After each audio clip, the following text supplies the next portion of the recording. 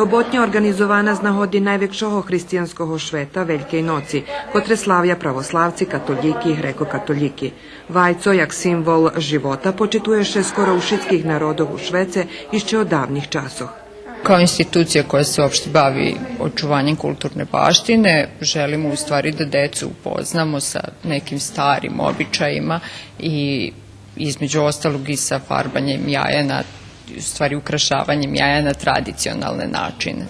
Rusnaci tiž prikazali tehniku pisanja pisankov z voskom. Tati deci ruskого društvu i priključali smo ih radionici, kotru organizoval Muzej Srimu. Muzej Srimu čuva vajca, kotri ofarbeli už naši stari prabaki. Cilj ruskого društva, znači, bol da še oživi stara tradicijna tehnika i da še karakteristični šari začuvaju i da naši djeci nauča, bo to ti šari še zjaveli pri Rusnacovsku u Srimu.